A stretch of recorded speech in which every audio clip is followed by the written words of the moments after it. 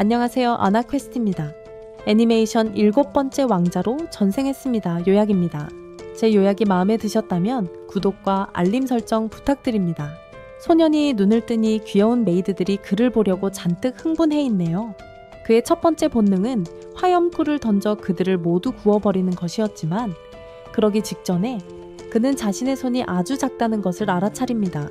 그 작은 방해가 그의 조준을 망쳐서 메이드를 해치우는 대신 성벽에 구멍을 냅니다.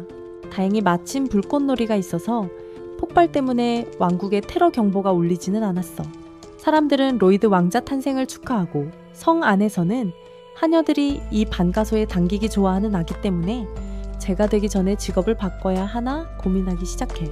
시간이 좀 흐른 뒤 하녀들은 계속 일하기로 하지만 먼저 생명보험부터 갱신해 두기로 해. 지금 모두 로이드 왕자를 찾고 있지만 나가자마자 로이드가 기둥 뒤에서 튀어나오네. 들키기 전에 여기서 빠져나가고 싶은데 나가려다 관리들이랑 부딪혀야 했어. 자기가 여기 있었다고 하녀들한테 고자질하지 말라고 부탁하니까 좋다고 하네. 그중 하나가 로이드한테 시간 때우기 좋게 사냥하러 같이 가자고 물어봐. 하지만 지금은 너무 바빠서 제안을 무시하고 자기 할 일 하러 그냥 달려가 버려. 관료들은 로이드가 또 거절해서 좀 풀이 죽었지만 다른 사람은 왜 굳이 저 애랑 친하게 지내려고 하는지 의아해하네. 나이도 어려서 왕위 다툼에 뛰어들 수도 없고 게다가 그냥 7째 왕자일 뿐이라 친하게 지내봤자 정치적으로 득될 것도 없잖아. 그러자 첫 번째 관료가 할 말이 있다는 듯이 말하지. 저 아이는 태어난 날 성을 날려버릴 수도 있는 아인데 굳이 다른 이유가 있어야 친하게 지내야 하는 건 아니라고 생각하오. 로이드님이 마법의 아버지 환생이라 해도 놀랍지 않을 거야. 그냥 추측일 뿐이지만 다시 로이드 얘기로 돌아와서 쟤는 진짜 환생인데 전생에는 그냥 평범한 마법사였어. 자기가 왜 전생을 기억하는지, 왜 왕자로 환생했는지, 아니면 누가 저런 옷을 입히자고 생각했는지 모르는 거지. 확실한 건 자유롭게 할 수 있게 된 이상 예전처럼 살면서 온갖 멋진 마법을 연구하면서 시간을 보내고 싶어 한다는 거야. 그는 성에 있는 거대한 도서관에 매료되었고 생각했지. 그것이 전생에 자신이 가졌던 것보다 훨씬 낫다고. 하지만 책을 펼쳐 읽으려던 바로 그때 하녀가 나타나 책을 냅다 쳐버렸어.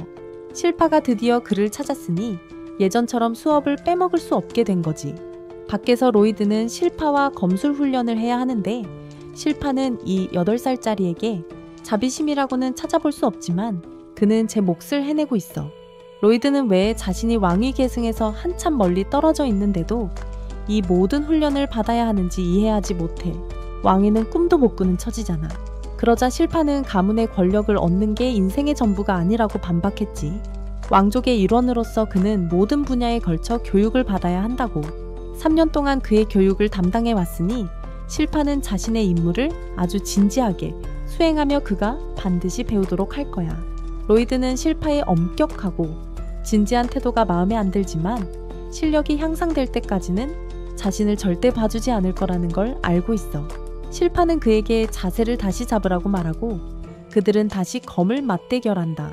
근데 이번에는 로이드가 조로처럼 실파의 움직임을 따라했어.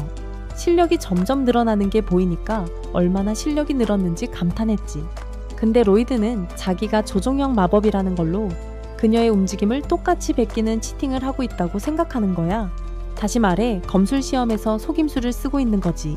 하지만 그가 그녀를 따라 한다고 해도 그는 여전히 체구가 더 작은 8살이었고 그래서 그녀가 더 강하고 키도 크고 팔도 더 길었어. 그들은 그를 밀어붙이고 있으니 차이점을 메꿀 방법을 찾아야 해. 상당히 불리해지자 천재적인 계획을 생각해냅니다. 또 이 속임수를 쓰려는 거죠. 나무검을 더 길게 만드는 마법, 신체적으로 더 강하게 만드는 마법, 그리고 공중에 뜨게 만드는 마법까지 겁니다. 이제 그는 실파와 같은 수준에서 맞설 수 있습니다. 결국 기회를 포착하자 전술을 바꿔 공격 도중에 그녀의 움직임을 모방하는 것을 멈춥니다. 이것은 그녀를 당황하게 만들고 그는 그 기회를 틈타 공격하려 합니다. 하지만 그녀는 여전히 엄청나게 뛰어난 검사였기 때문에 그의 공격을 막을 수 있었죠. 그녀는 그에게 반칙했다고 소리치고 로이드는 들킨 줄 알고 완전히 겁먹어요. 그녀는 그가 실력 차이를 메우려고 그랬다고 생각했어요. 그는 그녀의 실력에 미치지 못했으니까요. 그리고 있잖아요. 그녀는 사실 그것에 감명받았어요. 그건 그가 2가지 마법을 동시에 사용했다는 뜻이고 궁정 마법사들도 해내기 힘든 일이야. 정말 엄청난 수준이지. 로이드는 마법 쓴다고 실파가 소리 안 질러서 다행이라고 생각했지만 말은 안 했어. 사실 2개가 아니라 4개의 마법을 썼다는 사실은 말이야. 나중에 로이드는 목욕 시간이 됐어. 근데 젠장 메이드 욕실에서 실파 무릎에 앉아야 하네. 어떻게 보느냐에 따라 불행일 수도 행운일 수도 있겠지. 로이드는 이 상황이 너무 창피하지만 실파는 놔주지 않아. 가서 씻으라고요. 지난번에 안 씻었거든요. 샤워도 안 하고 책만 읽으면서 시간을 다 보냈잖아요. 우리 애가 책 좀 읽고 싶었을 뿐인데 거기 붙잡혀서 어떻게 해야 할지 모르는 채로 하녀들하고만 있었던 거죠. 다른 하녀 중 한 명이 그에게 제대로 행동하지 않으면 금지된 도서관의 악마에게 잡혀갈 거라고 경고했어요. 로이드는 이 금지된 도서관이나 그 안에 있는 악마에 대해 들어본 적도 없어서 여자애들이 자초지종을 다 알려줬어요. 아주 먼 옛날 셀론 왕국은 거의 멸망할 뻔했지만 수많은 마법사들의 희생 끝에 악마를 빌어먹을 책 속에 봉인하는 데 성공했대. 그들은 그 악마를 그리모어라고 불렀고 그는 아마도 성 안에 금지된 도서관에 봉인되었을 거야. 하지만 실파는 그 이야기를 믿지 않아. 그녀는 로이드에게 그건 다 허튼 소리이고 그는 그렇게 어리석은 것을 두려워할 필요가 없다고 말해. 하지만 로이드는 많은 여자들에게 둘러싸인 후 자신만의 악마와 싸우고 있어서 그녀들의 눈을 똑바로 쳐다볼 수가 없어. 사람들은 로이드의 상황을 오해하고 그가 그들의 이야기에 질린 줄 압니다. 그래서 그들은 로이드가 원하면 오늘 밤 그들의 침대에서 같이 자도 된다고 합니다. 로이드는 누가 그와 함께 잘지 다투는 동안 빠져나옵니다. 이제 금지된 도서관에 대해 알게 되었으니 그냥 모른 척할 수 없습니다. 그날 밤 로이드는 성의 복도를 몰래 지나 금지된 도서관으로 이어지는 복도를 찾습니다. 그러고는 바로 자신에게 공기 마법을 걸어 자신의 존재를 숨깁니다. 그것은 그의 주변의 공기 밀도를 흐트러뜨리고 빛을 굴절시켜서 거의 안 보이게 만들죠. 경비병 하나가 정신을 잃으려 하자 다른 경비병이 잠들지 말라고 하는데 잘못된 손에 들어가면 왕국 전체를 망칠 수 있는 마법과 봉인된 악마를 지키는 임무를 맡았기 때문이죠. 그동안 로이드는 최고의 경비병이라고 자랑하는 그들 옆을 그냥 지나갑니다. 저들은 분명히 해고되겠지, 안 그래요? 하지만 도서관에 들어가는 것을 막기 위한 2번째 보호막이 있었죠. 사람들이 도서관에 들어가지 못하도록 막기 위해서요. 그건 10명의 강력한 마법사들이 최강의 마법을 써서 만든 봉인이니 그걸 뚫고 들어올 사람은 없을 거야. 쟤한텐 별 소용없었던 것 같은데. 그럼 마법사들도 잘리겠네. 로이드가 저 도서관에 들어갔을 때 완전 깜짝 놀랐다던데. 평생을 여기서 살았는데 이런 곳이 있는 줄도 몰랐다잖아. 재밌는 책들을 막 꺼내보다가도 자기가 뚫은 봉인을 다시 쳐야 사람들이 자기 때문에 잘리는 일 없도록 해야 한다고 생각한 거지. 그때 그는 책이 더미에서 튀어나오는 것을 보고 쾅 하고 악마 그리모어가 튀어나옵니다. 그리모어는 로이드 같은 어린아이가 도서관 문에 걸린 봉인을 깰 수 있었다는 사실에 감명받아 그를 설득해 자신도 봉인 해제하도록 하려 합니다. 하지만 로이드가 안 하더라도 그리모어의 봉인은 시간이 지남에 따라 저절로 무너질 위기에 처해 있습니다. 그리모어는 로이드를 금덩이로 유혹하려 하지만 로이드는 그의 말에 속지 않습니다. 그 금은 창조 마법으로 만들어졌고 게다가 그 망할 놈의 그리모어가 형편없이 만들었더라고. 로이드는 여기서 끝나는 대로 그 봉인을 다시 하겠다고 그리모어한테 딱 잘라 말해. 왕국에는 읽어야 할 책이 너무 많아서 그리모어 같은 멍청이 때문에 망칠 순 없다는 거지. 그리모어는 왕국을 망치지 않겠다고 약속하면서 계속 설득하려 하지만 로이드는 속아 넘어가지 않아. 최후의 수단으로 그리모어는 자기를 보내주면 고대 마법을 로이드에게 가르쳐주겠다고 해. 로이드는 마법을 더 배우기 위해서라면 왕국 전체를 버려도 상관없다는 태도야. 그리모어가 정말 고대 마법을 가르쳐줄 건지 묻자 아이가 낚였다는 걸 그리모어는 당연히 가르쳐줄 거라고 대답했어. 그는 로이드에게 엄청난 마법 재능이 있을 거라고 추켜쓰고 있어. 그러자 로이드는 전생에 마법 실력이 없다는 이유로 사람들에게 거부당했던 고통스러운 기억이 떠올랐어. 하지만 왕족의 몸으로 다시 태어난 지금은 모든 게 달라졌지. 그는 마법 열쇠를 뚝딱 만들어내서 그리모어를 가두고 있던 책을 부셔버렸어. 그리모어는 풀려나자마자 믿을 수가 없었지. 로이드가 정말 봉인을 그렇게 간단히 부술 줄은. 로이드는 고대 마법 수업을 받을 생각에 신이 나서 그리모어에게 어서 시작하자고 해. 그리모어는 그를 빤히 쳐다보더니 보라색 불덩이를 그에게 던지면서 첫 번째 수업이라고 말해. 로이드는 그걸로 끝이라고 생각하고 세상을 부수러 뛰쳐나갈 것 같았지. 그런데 로이드가 연기 속에서 뿅 하고 튀어나왔어. 멀쩡한 모습으로. 그리모어는 자기 마법을 정통으로 맞고도 로이드가 살아있는 게 믿기지 않는 거지.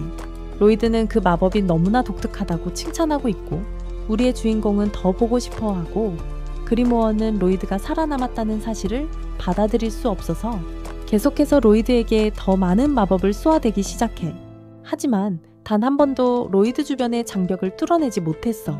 그리모어는 이 장벽이 어떻게 이렇게 강력한지 완전히 혼란스러워하는 거지. 로이드는 마법을 분석하며 경외심을 느끼지만 그 마법이 자기를 죽일 수도 있다는 걸 알면서도 정면으로 그 공격을 받아들이는 느낌을 알고 싶어해.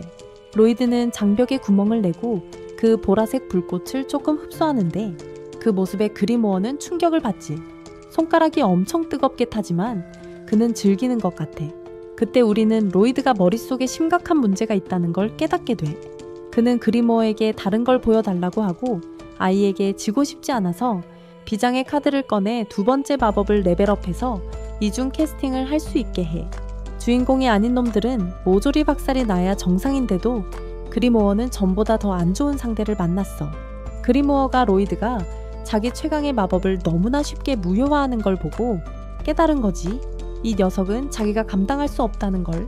그래서 최대한 빨리 도망치려고 하는 거고 근데 그리모어가 막 도망치려던 찰나 로이드가 미리 쳐놓은 방어막에 그대로 들이받은 거야. 저 도서관 위에 있는 성 말이야. 로이드는 누구에게도 자기 비밀 임무에 대해 들키고 싶어 하지 않아요. 그리모어가 도망치려는 거냐고 묻지만 그건 아니에요. 예전에 로이드가 실수해서 모두의 생명보험금을 엉망으로 만들었거든요. 그래서 마법을 쓸 때마다 항상 조심했어요. 심지어 책들이 타버리지 않도록 주변에 방어막까지 쳤어요. 하지만 그리모어가 마법 주문을 하나 더 걸려던 바로 그때 로이드가 막아서며 그건 이미 충분히 봤다고 말했어요. 이제 그리모어가 어떤 방어 마법을 그래서 그 녀석이 쓰던 공격 마법으로 녀석을 날려버렸지. 그리모어가 좋다고 할 리는 없겠지. 폭발이 잦아든 후에 녀석이 패배한 악마처럼 바닥에 쓰러져 있는 게 보였어. 로이드가 다가가서 왜 방어막을 안 썼냐고 묻자 사실 그리모어는 그 공격으로부터 자신을 구할 방법이 없었던 거지. 그러고 나서 로이드가 마법을 써서 방을 원래대로 복구했고 그리모어는 로이드와의 만남으로 완전히 길들여졌어. 로이드에게 굉장한 마법사라고 말했지만 로이드는 그리모어가 대단하다고 생각했어. 알고 보니 악마는 마법으로 죽일 수 없대. 엄청 아프긴 하지만 로이드는 마법 피해의 면역이라는 그리모어가 얼마나 많은 고통을 견딜 수 있는지 궁금해해. 하지만 그리모어는 동의할 생각이 없어서 고문하지 않는다는 조건으로 로이드에게 영원한 충성을 맹세해. 로이드는 그를 사형마로 받아들이기로 하지만 고문은 여전히 있을 거라고 해. 아주 조금이겠지만 그는 그리모어에게 모습 때문에 사람들을 놀라게 하지 않도록 변신하라고 말해. 그래서 그리모어가 귀여운 치바이 염소로 변신해서 로이드를 구슬려서 몸을 조종하려고 계획을 세우지. 그런데 그리모어가 그러려고 할 때 결국 로이드의 만화 비축량이라는 심연을 들여다보게 돼. 그것 때문에 이 녀석한테 뭘 시도해도 소용없고 그냥 순종적으로 굴면서 문제 일으키지 않는 게 낫다는 걸 확실히 깨닫게 되지. 그렇게 모든 게 해결되자 로이드는 금지된 도서관에서 마음껏 책을 읽으면서 즐거운 시간을 보내지. 얼마 후 우리는 이 멋진 남자가 하루를 준비하고 그의 저택을 거니는 모습을 엿보게 됩니다. 도서관에서 그리모어는 로이드에게 누군가 온다고 경고합니다. 로이드는 그에게 숨으라고 말하고 우리는 그가 바로 고귀한 알베르 왕자라는 것을 알게 됩니다. 알베르는 자신의 힘을 과시하며 마법으로 정통으로 관역을 마쳐 모두를 놀라게 합니다. 알베르는 셀룸 왕국의 둘째 왕자입니다. 그는 모든 것에 천재적이며 사람들은 그가 차기 왕이 될 것이라고 확신합니다. 엘버트는 이런 곳에 특별히 출입할 수 있어서 가끔 로이드를 데리고 다니지. 로이드는 성 안에서 마법을 제대로 쓸 수 없으니까 엘버트가 사격장에 데려가 주는 걸 고맙게 생각해. 다음은 로이드가 실력을 보여줄 차례군. 하지만 아무한테도 인상을 줄 생각은 없어. 왕위에는 관심 없고 아무것도 증명할 필요 없으니까. 게다가 진정한 힘을 드러내면 오해를 살 거야. 왕자들 간의 권력 다툼에 휘말리는 걸 싫어해. 로이드는 마법 연구나 하면서 평화롭게 살고 싶어 하니까 그게 싫은 거야. 그리모어는 로이드가 시연회에서 뭘 말할지 궁금해해. 그래서 로이드는 그냥 불덩이를 살짝 휘어지게 만들어서 표적을 간신히 스치게 할 거라고 설명해. 로이드는 아무렇지도 않게 말하지. 하지만 그리모어는 그게 그냥 정면으로 맞히는 것보다 훨씬 더 기술이 필요한 거라고 생각해. 로이드는 불덩이를 날리고 각 표적을 간신히 스쳐. 관중들은 실망했지만 그리모어는 그렇게 정확하게 마법을 제어하는 게 얼마나 힘든지 알고 있었어야 했다는 걸 깨닫지. 로이드는 신경 쓰지 않아. 자신의 기술을 어떻게 더 향상시킬 수 있을지 생각하느라 너무 바쁘거든. 알버트는 뭔가 알고 있는 것 같지만 아무 말도 안 하고 로이드에게 휴식을 취하는 동안 편히 쉬라고만 말해. 로이드는 너무 기뻐. 시도해보고 싶은 것들이 엄청 많거든. 가장 먼저 할 일은 그리모어가 했던 이중주문 영창을 시도해보는 거야. 근데 그리모어가 흥분해서 그건 악마의 기술이라 절대 불가능하다고 말해. 입을 여러 개 가질 수 있는 건데 로이드는 해결책이 있다고 생각해. 자기 아이디어가 실제로 먹히자 자기도 놀라워해. 근데 그리모어는 완전히 충격받아서 미친 머리 없는 놈이나 할 짓이라고 지적해. 자기 몸에 악마를 융합하려는 짓 말이야. 글쎄 로이드가 딱 그런 짓을 했지. 그래서 그리모어에게 지옥 불덩이를 던지라고 말해. 그리모어는 자기 수준의 악마에게는 식은 죽 먹기라고 뽐내지. 근데 계획대로 안 되면 엄청 당황하더라고. 그리모어는 겁에 질려서 로이드가 대체 뭘 한 건가 궁금해하고 로이드는 주문 축적이라고 설명하는데 주문을 압축하는 기술이래. 주문을 여러 개 동시에 외우면 주문을 훨씬 빨리 시전할 수 있다는 거지. 로이드는 그걸 한 단계 더 끌어올려서 주문의 각 행마다 주문을 100개씩 외우고 있다고 태연하게 말하더라. 그리모어는 로이드의 침착한 태도에 완전히 놀라서 악마인 자신도 겨우 두세 줄밖에 축적할 수 없다고 지적해. 로이드는 다음 시험으로 넘어가고 이제 양쪽 입으로 말할 수 있다는 것을 알게 됩니다. 그리모어는 로이드가 곧 2개의 고급 주문을 동시에 외울 거라고 생각하며 기겁합니다. 하지만 로이드가 그를 막습니다. 엄청난 힘이 그를 통해 뿜어져 나오기 시작하고 그는 지옥 불덩이와 물덩이 주문을 사용합니다.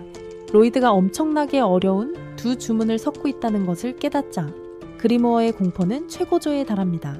만화가 엄청나게 강해지고 있어 로이드는 이중 영창이 어떤 힘을 가져올지 엄청 기대하는 눈치야. 로이드는 그 힘을 전부 땅에 쏟아낼 순 없다고 생각해서 하늘로 쏘아 올리지. 그렇게 했는데도 그 힘은 멀리서도 보일 정도야. 성에서는 몇몇 하인들이 알베르트가 로이드랑 어울리지 않길 바라. 걔네는 로이드를 마법도 못하는 애송이라고 생각하거든. 알베르트는 눈이 멀었다면서 그들을 닥치게 해. 그가 일부러 관역들을 똑같은 방식으로 스치도록 했다는 걸 폭로해요. 그러자 알베르트는 로이드를 천재라고 부르죠. 알베르트는 로이드가 대연자가 될 수도 있다고 예측하며 그가 자신의 아군이 되길 바라요. 하인들은 그를 설득할 수 있다고 확신하지만 알베르트는 단지 동생과 잘 지내고 싶을 뿐이라고 지적하죠. 알베르트는 로이드가 이미 모든 관역을 쓰러뜨렸을 거라고 예상하지만 하인들은 그의 실력을 또다시 의심해요. 그 애가 그렇게 많이 쓰러뜨릴 리 없다고 생각하는 거죠. 일이 빨리 진행되고 한 아이는 밖이 왜 이렇게 깜깜한지 궁금해합니다. 로이드가 대기를 뚫고 구멍을 낸 것을 본 후 그 이유를 알게 됩니다. 그리모어는 공포에 떨고 있습니다. 로이드가 대기를 뚫고 구멍을 낸 것을 보고 그리모어는 공포에 떨었습니다. 로이드는 아무도 알아채지 못하길 바라며 당황하기 시작합니다. 하지만 다행히 상황은 정상으로 돌아옵니다. 이 모든 일은 정말 미쳤고 공포에 질린 그리모어는 다시 한번 로이드가 도대체 누구인지 궁금해합니다. 다음날 아침, 그리모어는 로이드를 위해 이 모든 자비를 하는 것에 지쳤습니다. 하지만 그는 진정하며 로이드가 깨끗하고 건강하게 자기 몸을 물려받을 준비를 하도록 확인하는 것이 자신의 일임을 상기합니다. 나중에 하늘의 균열이 신문에 실리지만 그 원인이 무엇인지 아무도 모릅니다. 로이드는 심각한 ADHD가 있는 것 같습니다. 벌써 다른 것에 관심을 가지니까요. 그는 멋진 모험가에 대한 새로운 이야기에 훨씬 더 관심이 있습니다. 그들은 매우 어려운 던전을 정복했고 귀중한 전리품과 마법 물건을 가득 싣고 돌아왔습니다. 로이드한테는 엄청 재밌는 일처럼 들렸고 그래서 던전에 가기로 결심하죠. 그리모어가 혹시라도 누가 로이드가 사라진 걸 알면 난리가 날 거라고 지적하죠. 하지만 로이드는 해결책이 있다고 말합니다. 로이드가 도토리를 꺼내자 그리모어는 혼란스러워하죠. 하지만 로이드가 그걸 이용해서 자신의 나무 복제품을 만들자 놀라움으로 바뀝니다. 그냥 복제품이 아니라 신경까지 있는 복제품이죠. 그러니까 겉모습만 닮은 게 아니라 혼자 움직일 수도 있다는 거잖아. 하지만 그걸로는 아직 부족해. 로이드는 효과가 있을 줄 알았으면 더 빨리 했을 거라고 설명하죠. 불행히도 진짜 문제는 실파예요. 회상 장면에서 그녀가 로이드에게 얼마나 집착하는지 보여주는데 심지어 그가 영예염 이폰 모임이 더 잘한 것까지 알아챌 정도죠. 그가 방금 만든 이 멍청한 춤 연습 더미는 그녀를 속일 수 없겠지만 로이드는 그걸 위한 새로운 계획도 가지고 있어요. 그가 밖으로 나가자 우리는 그가 그리모어를 복사본 담당으로 두고 여전히 손을 통해 그와 대화할 수 있다는 걸 알게 돼. 하녀들은 그걸 귀엽다고 생각하지만 그리모어는 로이드가 얼마나 미쳤는지 생각하고 있어. 로이드는 그리모어의 영혼을 복사본에 옮기고 영혼 없는 그의 몸을 그의 손에 넣었어. 그는 나머지를 그리모어에게 맡기고 그리모어는 복사본이 얼마나 진짜처럼 느껴지는지 파악하고 있어. 하지만 그는 로이드가 그를 막으러 거기에 없다는 걸 깨닫지. 그때부터 녀석 머릿속에 끔찍한 생각들이 떠오르기 시작해. 마침 그때 로이드가 그리모어를 자기 소환수로 둔 게 얼마나 좋은지 말하니까 그리모어는 눈물이 글썽거려.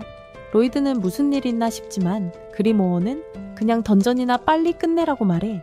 로이드는 던전을 어디서 찾아야 할지 모른다는 걸 깨닫고 그리모어는 근처에서 싸움이 벌어지고 있는 것 같다고 알려줘. 알고 보니 겉보기엔 무기력해 보이는 소녀가 상황을 역전시키고 있어. 자신을 공격한 자들을 완전히 박살내버립니다. 그녀는 엄청난 격투 실력을 뽐내고 그리모어는 분명 그녀가 무술가일 거라고 지적합니다. 로이드는 그녀가 사용하는 호흡법에 대해 읽은 적이 있습니다. 그것은 사람이 카이라고 불리는 에너지를 몸속으로 흘러넘치게 하여 엄청난 힘을 줍니다. 어떻게 된 건지 소녀는 그들을 발견하지만 로이드는 그녀의 기술에 대해 더 배우고 싶어 괜찮다고 합니다. 지금 로이드는 초조해하고 있어. 그리모어가 타오가 자기를 칠왕자라고 알아볼 수 있다고 지적했거든. 로이드는 가만히 있는데 타오는 그걸 보고 적으로 생각해서 공격하기 시작해. 다행히 로이드는 간신히 모습을 바꿔서 엘베르토라고 자기를 소개해. 로이드는 전에 봤던 사람으로 변신할 수 있는 마법을 쓴 거야. 알베르트의 모습과 섞어서 새로운 이중 주문으로 완전히 새로운 스타일을 만들어낸 거지. 타오가 자기소개를 하는데 로이드는 타오가 뒤돌아보지 않으니 뭔가 눈치챘을까봐 걱정하죠. 알고 보니 타오는 엘베르토가 너무 잘생겨서 당황한 거였어요. 타오는 18년 평생을 수련만 했거든요. 드디어 도장을 탈출해서 로맨스를 찾아 모험가가 됐는데 웬걸 대부분의 남자들은 약해 빠진 여사제를 더 좋아해서 잘 안 됐죠. 하지만 드디어 기회가 왔으니 엘베르토를 꼭 남자친구로 만들겠다고 다짐해요. 엄청 바빠 보이길래 로이드는 던전같이 가자는 말은 꺼내지 않기로 합니다. 하지만 그 기회를 아주 잘 잡았죠. 일단 던전에 들어가자 타오는 자기 격투 실력을 뽐내고 싶어 안달이 났어요. 하지만 우리 로이드는 빛나는 돌멩이 생각에 너무 빠져있죠. 로이드가 자기 호흡법에 대해 많이 알고 있다는 사실에 타오는 감탄하고 카이를 배우는 것은 호흡으로 시작해서 호흡으로 끝난다고 설명합니다. 제대로 된 호흡은 몸 전체에 카이를 불어넣어 초인적인 힘을 발휘하게 해줍니다.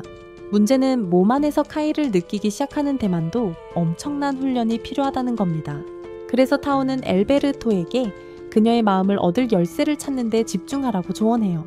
하지만 로이드는 그런 느끼한 농담을 완전히 무시하고 호흡법을 터득해서 타오를 놀라게 하죠. 그냥 따라한 것뿐이라고 설명하지만 그녀는 익숙하지 않으면 폐가 불타는 듯 할 거라고 경고해요. 하지만 로이드는 여전히 미친 듯이 그 기술을 계속하죠.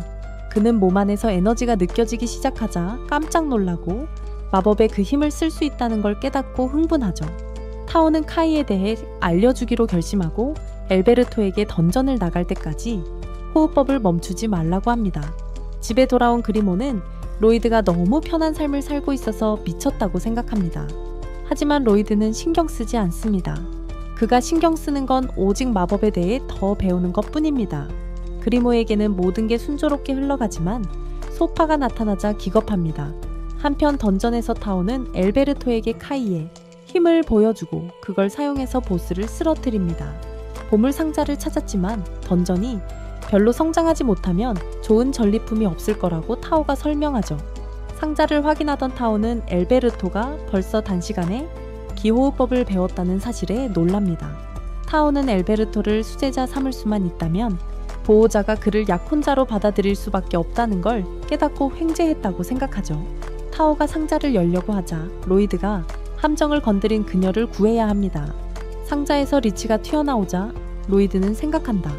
이 던전의 진짜 보스인가 하고 타오는 리치를 보자마자 무서워하지만 엘베르토가 몬스터에 대해 묻자 괜찮은 척하며 던전에서 나가라고 한다. 자신은 없이 가라고. 엘베르토는 싸움을 보고 싶다며 남겠다고 항의하지만 말없이 타오는 그에게 다가가 공격을 날려 보스방 밖으로 날려버린다. 리치가 이런 저레벨 던전에 숨어있을 리가 없는데 걔들은 너무 강해서 랭크 모험가들도 힘들어하잖아.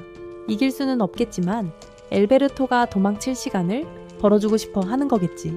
한편 엘베르토는 타오의 일격에 터널을 통해 날아가면서 카이에 대해 더 알고 싶었는데 그러지 못해 실망감을 느껴요. 그는 날아가는 것을 막기 위해 마법 방어막을 치지만 타오가 그를 그렇게 보내고 싶었다면 최소한 빌어먹을 지도라도 줘버릴 것이지. 엘베르토가 완전히 길을 잃었잖아. 그리모에게 연락하려차 하지만 답은 없고 메시지 하나만 와. 빨리 집에 돌아오라고 애원하는 내용이야. 지금 공영에 처했대. 한편 타오는 여전히 리치와 싸우고 있고 잘 버티고 있지만 계속 얻어맞고 있어서 조만간 질 것 같아. 죽고 싶진 않지만 엘베르토가 도망치는 걸 도왔다는 사실에 위안을 얻어. 그러다 천천히 뒷걸음질 치면서 자신도 도망칠 수 있는지 보려고 해. 하지만 그렇게 하는 동안 리치가 말을 걸기 시작해. 자신이 쓰는 무술을 알아보고 전에 비슷한 기술 쓰는 놈을 잡아먹은 적이 있다고 말하더군. 그놈 지식을 흡수하고 보니 카이는 약해 빠진 마법일 뿐이라 더 배울 필요가 없어서 잡아먹을 가치가 없다는 거지. 반면에 엘베르토는 리치의 관심을 끌었어. 한입 크게 베어먹고 싶어 하더군. 타오가 카이 무술을 깎아내리는 말을 들은 건 이번이 처음이 아니야. 이 대륙 사람들은 대부분 쓸모없는 기술이라고 생각하지만 엘베르토는 봤을 때 그가 대단하다고 생각했다니 그녀는 기뻤어. 리치는 왜 그녀가 이런 얘기를 하는지, 왜 그가 신경 쓴다고 생각하는지 이해 못하겠지. 하지만 타오는 말했어. 숨을 크게 쉬고 전력을 다해 리치에게 달려들었지. 리치가 장벽을 쳐도 그녀는 계속 두들겨 댔어. 그녀는 평생 몸을 훈련하고 카이를 사용하며 귀중한 시간을 희생했고 남자친구를 사귈 기회조차 없었지. 그래서 그 여자 리치가 기술을 함부로 대하게 두지 않아. 그녀는 전력을 다한 카이 폭발을 초근접에서 터뜨려 리치의 방벽을 뚫고 날려버리면서 벽에 처박히게 만들지. 불행히도 모든 카이를 사용한 후 그녀의 몸은 완전히 지쳐버렸어. 이제는 거의 움직일 수도 없지만 리치는 그녀의 공격에 굴복하지 않고 오히려 최고의 공격이라고 하기엔 한심하다고 생각하지. 그녀의 몸에 모인 모든 카이는 리치의 마법 손가락 하나 까딱하는 것만큼도 안 되니 이제 죽을 때가 됐다고 말하는 거지. 리치가 마법 패기를 날리지만 바로 죽이는 대신 엘베르토가 돌아와서 장벽을 치고 막아내자 배기가 갈라지며 부서져 버려. 엘베르토는 타오가 싸움을 끝냈으면 자기가 한번 덤벼보고 싶다고 말해. 하지만 곧 집에 가야 해서 빨리 끝내야 한다고 하는 거지. 타오는 그가 다시 돌아온 걸 보고 엄청 놀라고 그의 눈에 보이는 광기 어린 모습에 더욱 충격을 받아. 그래서 타오는 그냥 가만히 앉아있고 리치는 주문을 외우기 시작해. 그러자 엘베르토도 똑같이 주문을 외우더니 눈앞에서 사라져버려. 벽을 따라 쏜살같이 움직이며 리치 뒤에 나타나는 모습. 숨을 깊이 들이쉬며 타오가 가르쳐준 기술을 쓰지만 아직 몸이 익숙하지 않아서 갈비뼈 몇 개가 부러지고 리치는 또 다른 공격 마법을 시전하지만 엘베르토는 아직 생각할 시간이 더 필요해서 장벽을 쳐서 리치의 공격을 막고 새로운 기술을 완전히 익히기 위해 뭘 해야 하는지 깊이 생각하기 시작해. 리치는 누가 자기 공격을 전부 튕겨내는 그토록 강력한 장벽을 만들 수 있다는 게 믿기지 않지만 엘베르토는 장벽에 대해선 생각도 안 해. 대신 그는 카이와 마나를 결합하는 방법을 찾으려고 애썼어. 타오가 집중이 엄청나게 중요하다고 말했던 걸 기억하고 호흡에 더 집중하기로 결심했지. 그는 폐에 공기를 들이마시면서 동시에 전력 질주 바람 마법을 시전해서 그들의 조합을 개선했어. 그가 움직이기 시작하자 리치는 엄청 거만해져서 엘베르토가 이길 수 없어서 도망치는 거라고 생각하고 공격을 더 퍼부었지. 한편 엘베르토는 계속 심호흡을 하려고 했지만 빌어먹을 장벽 때문에 방해되니까 없애버려야 하는 거고, 리치는 또 상황 파악 못하고 자신의 공격이 드디어 장벽을 뚫었다고 생각하는 거지. 이제 자기가 엘베르토보다 강하다고 생각하는 거야. 엘베르토는 종유석을 잡고 겨우 마나와 기를 제대로 융합할 만큼 기류를 얻었어. 그래서 뛰어다니면서 숨을 헐떡인 후에 드디어 섞을 수 있게 됐고 새로운 기술로 균형을 찾은 거지. 저 친구 리치의 마법 공격을 막아내네 몸 상태가 안 좋은데도 말이야. 약점을 보완하려고 에너지를 더 가늘고 강하게 만들어서 리치한테 닿게 하는군. 리치는 엘베르토의 공격을 막으려고 마법을 더 퍼붓지만 시간이 지날수록 엘베르토의 공격은 더 강하고 많아지는데 마법 주문 하나 안 외우고 저러고 있잖아. 결국 저 친구 공격은 전부 기 기반이란 뜻이네. 리치는 기본적인 기술에 밀리고 있다는 걸 믿을 수가 없나 봐. 카이, 그런데 엘베르토가 계속 쉴 새 없이 덧붙이는 거야. 계속해서 베는 선을 더 가늘고 더 날카롭게 만들면서 마침내 기술을 완성했지. 리치는 무슨 일이 벌어질지 알고 공격을 포기하고 장벽을 쳐서 공격을 막으려고 했어. 하지만 완벽해진 기술로 엘베르토는 리치와 장벽 그리고 그들이 있는 동굴 전체를 베어버렸어. 그 후로 타오는 그에게 이전보다 훨씬 더 푹 빠졌지. 그래서 잠수를 준비하면서 무슨 고생을 이렇게나 했나 싶어 상자를 확인해보니 낡고 헌당검 하나가 들어있었어요. 그게 뭐 대단한 건 아니지만 엘베르토는 그걸로 뭔가 할 수 있을 것 같다고 생각했어요. 보물을 꺼내자 상자가 땅속으로 가라앉기 시작했어요. 엘베르토는 완전히 혼란스러워했죠. 하지만 타오는 그냥 그런 거라고 아무렇지도 않다고 말했어요. 보물을 가져가면 지하 감옥이 무너져 내리는 거예요. 그래서 엘베르토는 일종의 생존 메커니즘이거나 뭔가 던전의 핵심이 그 상자라는 식으로 생각했어. 그냥 흥미로워 보인다고 땅에서 꺼내려고 했는데 그 망할 던전 전체가 무너지기 시작했어. 그래서 상자를 낚아채자마자 그들은 도망쳤지. 밖에서 타오는 엘베르토가 마법사인데도 마법 대신 카이를 사용해서 끝까지 싸웠다는 사실에 놀랐다고 했어. 그래서 카이가 실용적인 기술인지 증명하고 싶었던 건 아닌지 궁금해했지. 그가 카이가 실용적인 기술인지 증명해 보이고 싶었던 게 아닌가 하고 말이야. 하지만 그건 아니었어. 단지 재밌는 실험이라고 생각했던 거지. 바로 그때 그가 정신을 차리고 집으로 미친 듯이 달려가야 한다는 걸 깨달아. 그리모어가 큰일 났거든. 그래서 떠날 준비를 하지. 떠나기 전에 타오는 무슨 일이 있었는지 곱씹으며 엘베르토가 카이 블레이드 기술을 혼자서 금세 알아냈다는 걸 알게 돼. 그녀는 그의 관심을 유지하고 바라건대 그를 자기 남자로 만들기 위해 실력을 키워야 해. 엘베르토는 동의하지만 엘베르토가 날아가자 타오는 그의 연락처를 받지 못했다는 것을 깨닫는다. 그래서 그를 다시 볼 일은 없을 것 같다. 엘베르토는 환상 마법을 풀고 로이드로 돌아간다. 재빨리 전국을 가로질러 날아간 후 성으로 돌아와서 그가 괜찮은지 확인하기 위해 그리모어를 찾기 시작한다.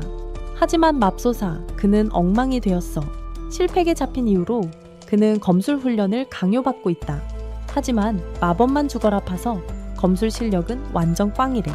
실파는 로이드가 나태해졌다고 생각해서 훈련 강도를 엄청나게 올렸대. 나중에 그리모어가 정신적으로 돌아왔을 때 로이드가 던전에서 얻은 칼을 보여줬어. 그리모어는 그 빌어먹을 칼 때문에 실파한테 개처럼 맞았다는 게 믿기지 않았지. 로이드가 다시 사과했지만 이 칼이 어쩌면 특별하니까 값어치가 있는 거겠죠. 뜨거운 물에 담갔다가 긁어내기 시작해요. 그 마법을 벗겨내는 거죠.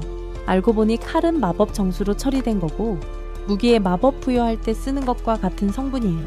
칼의 경우 부여된 마법은 힘 증폭이라고 불렸어요. 모든 마법 스티커를 떼어낸 후 로이드는 비커에 넣고 흔들어서 오래된 마법들을 없애버립니다. 로이드가 마법 부여를 시험해 보려는데 문제는 만화가 별로 없다는 거야. 쓸 마력의 정수가 부족한데 그건 구하기도 엄청 어렵잖아.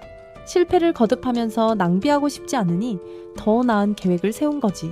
가진 마력의 정수를 그냥 쓰는 대신 마법으로 그걸 분석해서 직접 만드는 법을 배우려는 거야.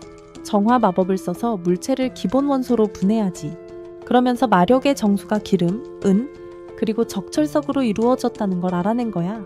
하지만 헤마타이트도 몬스터 코어를 부셔야 얻을 수 있어서 쉽진 않아. 근데 로이드는 던전에서 코어를 하나 얻어서 문제없지. 이제 직접 헤마타이트를 만들 수 있게 됐어. 이제 기름, 은, 그리고 마법 부여를 시험해볼 무기 더미만 있으면 돼. 로이드는 아버지한테 가서 돈을 좀 달라고 부탁해. 국왕은 아들을 너무 사랑해서 은화 자루를 꺼내서 그냥 줘버려. 로이드가 왜 은을 원하는지는 좀 의아해하지만 말이야. 금 대신 돈을 주는데 그는 아무 질문도 안 해. 로이드가 그 용돈을 어떻게 쓸지 궁금해하는 찰나 그의 계획을 엿볼 수 있지. 그리모어로 그 동전들을 녹이기 시작하는 걸 보면 말이야. 나중에 로이드는 다시 실파와 싸우는데 그는 우위를 점하기 위해 새로운 기술들을 꺼내들지. 전력 질주까지 하지만 실파는 여전히 그의 움직임을 따라잡고, 그래서 그는 한 단계 더 나아가 마법으로 땅을 엉망으로 만들지. 그녀를 방심하게 하려고 하지만 공격하러 들어가자 실파가 갑자기 사라지지만 로이드는 그녀가 자신이 만든 흙 구조물 안에 숨어있다는 걸 모른 채 당해버립니다. 실파가 이기지만 로이드가 자신을 한 번이라도 맞춰야 기름을 주겠다는 약속에도 불구하고 그가 원했던 기름을 줍니다. 저번에 싸웠을 때 로이드 씨가 형편없이 못했던 건 단순한 실수였을 뿐이라 안심해서 괜찮다고 합니다. 로이드는 감사하며 다 만들면 실패에게 보여주겠다고 약속하지만 실파는 요리라도 할 줄 아는 줄 압니다. 그들은 그의 실험실로 돌아가고 로이드와 그림은 기름을 다른 재료들과 섞어 달콤한 마나 에센스를 만들지. 이제 그들이 해야 할 일은 인챈트를 시험해볼 무기를 구하는 것뿐이야. 그래서 로이드는 알버트에게 가서 무기를 얻는 데 도움을 청했지. 알버트는 충성스러운 기사단을 휘에 두고 있으니 로이드는 그들이 자신에게 무기의 마법을 걸도록 설득할 수 있기를 바라고 있어.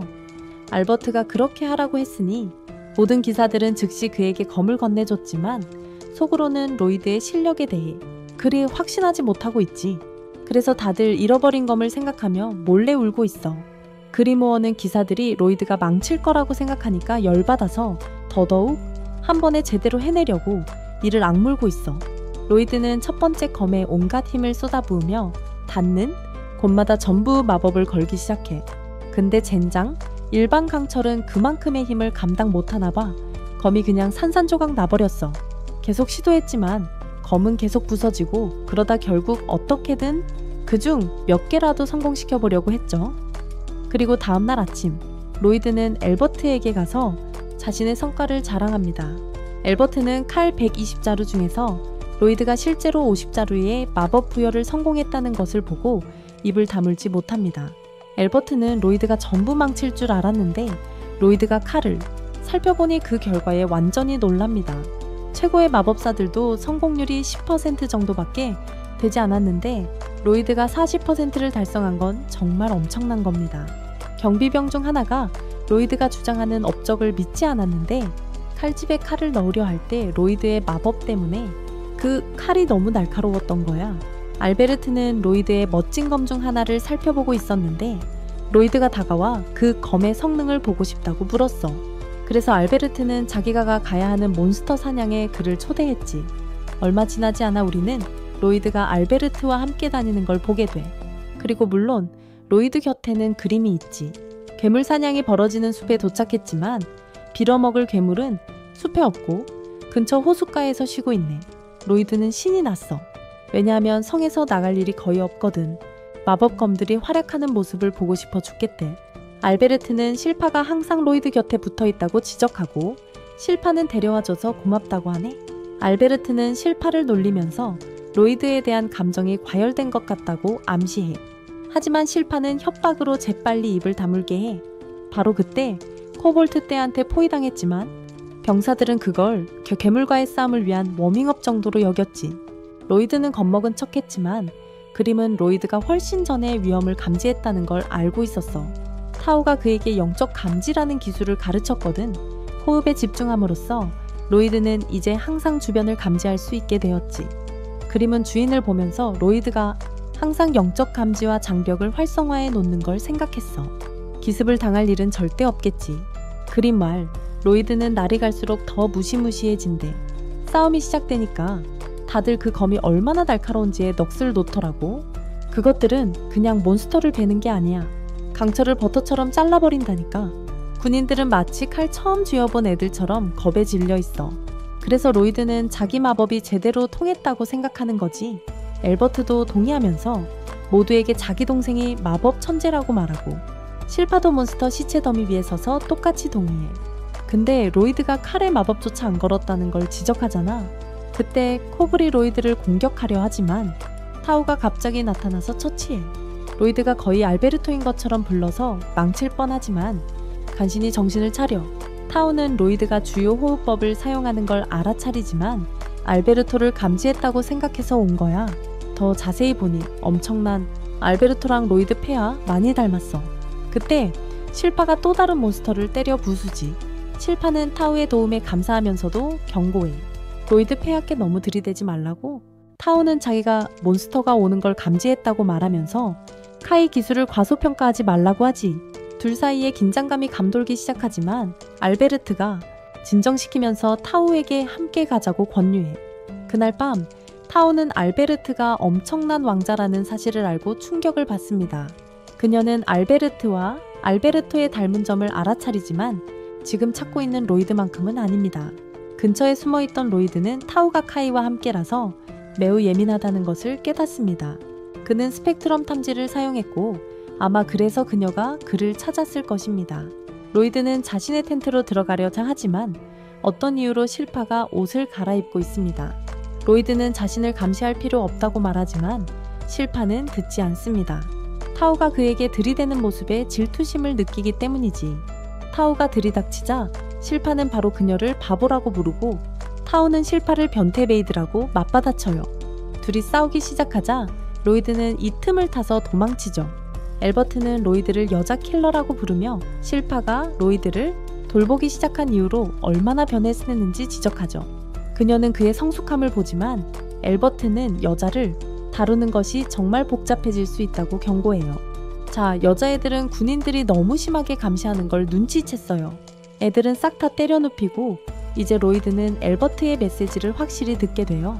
타우는 오래된 사당 청소일을 맡았다고 설명하죠. 실파는 서두르라고 말해요. 다시 싸울 뻔했지만 엘버트가 끼어들어서 타우의 위험 감지 능력이 엄청 도움이 된다고 말하죠.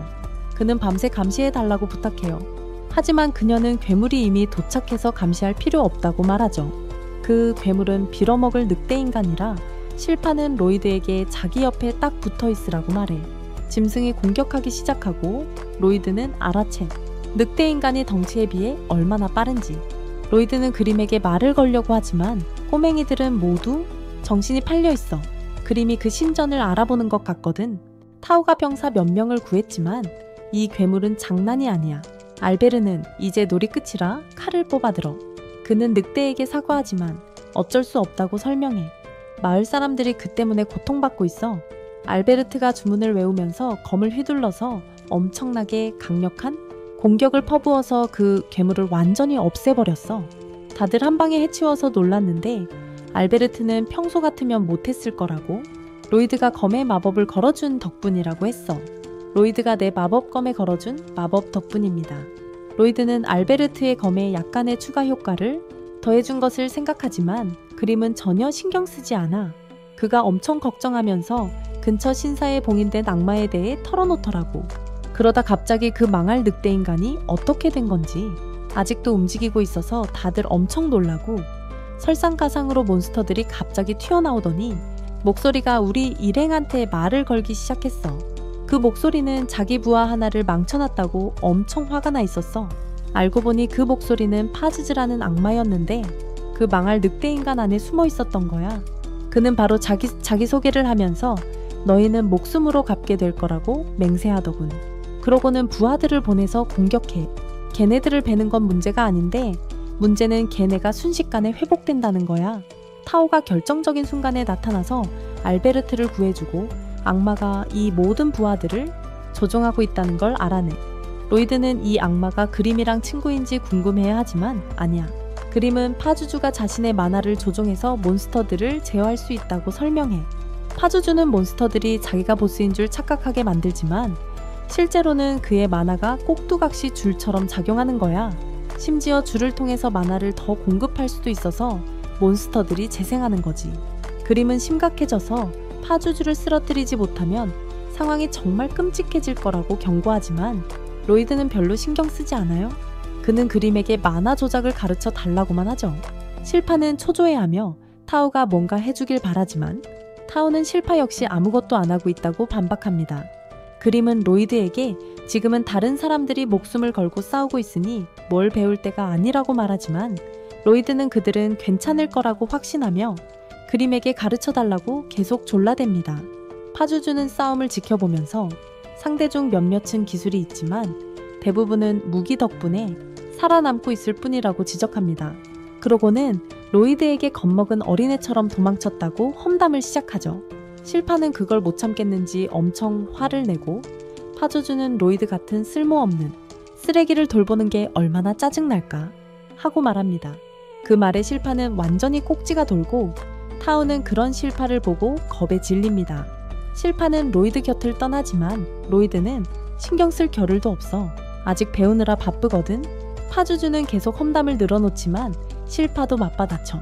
졸개들한테서 똥 냄새가 나고 파주주의 입 냄새는 더 심하다고 말이야. 파주주가 로이드의 간낸 머리를 망치고 있다고 판단했어. 그래서 그 불쌍한 녀석의 숨통을 끊어야겠대. 실파는 태연하게 검을 뽑지만 파주주는 설명해. 살아서 나갈 가망은 절대 없다고. 계속 졸개들에게 만화를 공급해서 놈들은 계속해서 끝없이 재생될 거라고. 저 악마는 만화가 무한대라서 절대 마르지 않을 거야. 파주주는 자기가 실파를 울렸다고 생각하지만 실파는 그게 다 내 입 냄새 때문이라고 딱 잘라 말하지. 바로 그때 알베르트는 악마가 그녀를 공격하자 걱정하기 시작해. 하지만 그녀는 괴물의 발을 전부 잘라버려서 멀쩡해.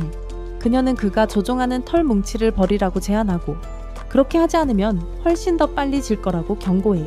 갑자기 모두가 저 졸개들이 더 이상 움직이지 않고 재생 속도가 엄청 느려졌다는 걸 알아채. 악마가 자기 늑대인간을 재생하는데 정신이 팔려 있으니까 악마가 저 짓을 할 때마다 쟤들한테는 이길 기회가 생기는 거지.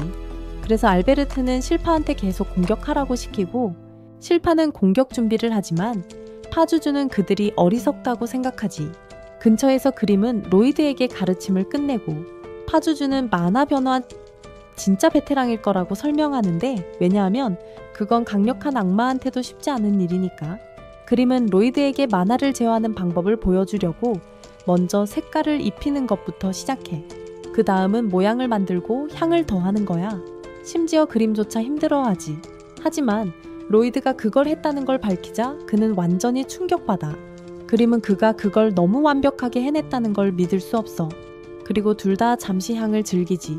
한편 파주주는 실파가 그를 심하게 두들겨 패고 있어서 고통스러워. 그는 그녀가 어떻게 그에게 빈틈을 주지 않는지 이해할 수 없고 궁금해해. 어떻게 그녀가 저 여자애가 그냥 애 보는 애일 수도 있잖아. 실파가 병사들의 검 하나를 잡아서 로이드가 마법을 걸었다는 이유로 감탄하네.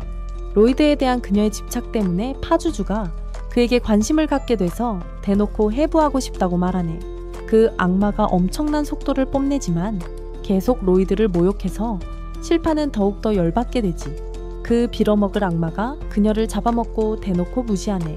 그놈의 수작에 넘어간 멍청한 인간이라 생각했겠지. 하지만 실파가 멀쩡하자 완전 충격 먹고 늑대 곰을 반으로 갈라버리잖아. 자기 집안 쌍검술이라고 하면서 말이야.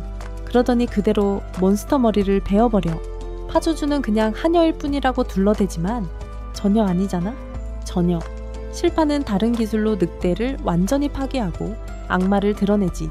다들 실파의 힘에 완전히 압도당하고 로이드는 지금 이 모습이 실파가 진심일 때의 모습이라는 걸 깨닫지. 그는 그녀를 존경하고 그녀의 모습을 본따 만화를 형상화하면서 이 순간을 기억해. 실파는 그 악마가 로이드를 해치려 했다는 생각에 혐오감을 느껴. 그래서 그는 그녀의 칼날 외엔 만질 자격도 없다고 단호하게 말하지. 실파는 악마에게 이제 끝낼 때라고 말하지만 맙소사. 그가 뭔가를 시작하려 하자 완전히 충격받아 나머지 일행은 졸개들을 해치우지만 알베르트는 이게 끝이 아니라는 걸 알아. 실파를 엄호해야 해 분명히. 그러자마자 모두 악마 때문에 쓰러지는군. 놈은 실파가 계획을 망쳤다고 비난하고 놈의 공격에 실파는 강으로 날아가 버려. 알버트는 실파를 돕고 싶지만 기운이 너무 빨리 빠져나가. 파주주는 그게 자신의 지배의 사기라고 말하고 그 빌어먹을 걸 들이마시는 놈들은 모두 놈의 소나기에 떨어진대. 실파는 그래서 냄새가 그따위로 고약한 거라고 지적하고 파주주는 계속되는 모욕에 그는 더욱 화가 난다. 실파를 공격하려 하지만 타오가 가로막는다. 실파는 괜찮다고 말하지만 분명 아니다. 용감하게 타오에게 도망치라고 말하지만 너무 힘들어 쓰러진다. 파주주는 실패에 엄청난 인상을 받는다. 그의 마력을 다른 누구보다 많이 받았음에도 불구하고 당당하게 맞섰다. 그가 조종하는 괴물들조차 30초도 안 돼 그의 힘에 굴복했다. 하지만 그를 정말 흥미롭게 만든 것은 타오가 그의 지배를 받지 않는다는 것이다. 타오가 그를 밀쳐내지만 결국 붙잡히고 말아요. 파주주는 타오가 어떤 호흡법을 써서 자신의 도끼를 견디고 있다고 생각하죠. 그의 말이 맞지만 타오는 호흡이 엉망이 되면서 상황이 안 좋아져요. 파주주는 그냥 도망칠 수도 있었는데 왜 그랬냐고 묻자 이 이상한 놈은 타오가 자기 부하가 되고 싶어서 남은 거라고 생각해요. 타오는 다시 악마를 밀어내며 멋진 남자를 기다리고 있다고 말하죠. 타오는 더 이상 장난치지 않고 이번에는 엄청나게 강력한 공격을 퍼붓습니다. 타오는 너무 흥분해서 거대한 기술을 써버렸다는 걸 깨닫죠. 타오는 악마가 반격하기 전에 침착하게 호흡하는 데 집중하려 하지만 인형 중 하나에게 공격받는 더 심각한 문제에 직면합니다. 충격받은 인형들이 이미 재생된 것에 놀라고 악마는 이 아가씨가 대체 누구길래 저런 말을 하는지 궁금해합니다. 파주주는 더 이상 말싸움은 그만하고 최대 지배력의 사기를 뿜어냅니다. 이제 타오가 자신의 지배 아래에 들어왔을 거라고 생각하지만 타오는 무언가를 깨닫습니다. 자신이 계속 말했던 그 아가씨는 생각보다 훨씬 가까이에 있습니다.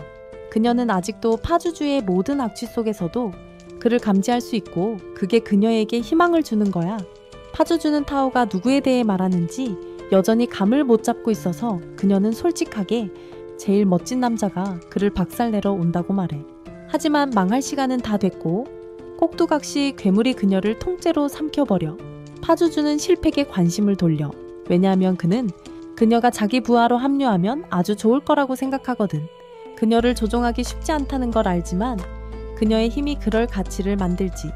파주주가 여자애한테 엄청난 양의 사기를 퍼부으려고 하고 로이드는 그게 늑대들을 조종한 방법이란 걸 알아내. 파주주는 득의양양하게 늑대들 부모를 죽이고 자기 사기로 새끼들의 기억을 되찾했다고 자랑해. 아무도 자기가 지배하는 걸 거역할 수 없다고 혼자 신나서 떠들어. 로이드는 침착하게 파주주가 완전 쓰레기라고 말해. 파주주는 로이드가 자기 사기 속에서 움직이고 있다는 걸 깨닫고 충격받아. 어떻게 그게 가능하냐고 따져 묻는데 로이드는 전혀 감을 못 잡아요. 파주주는 그림이 악마라는 사실에 더 놀랍니다. 악마가 왜 인간을 보호하는지 이해를 못하고 그림이 귀엽게 생겼다고 험담하기 시작하죠.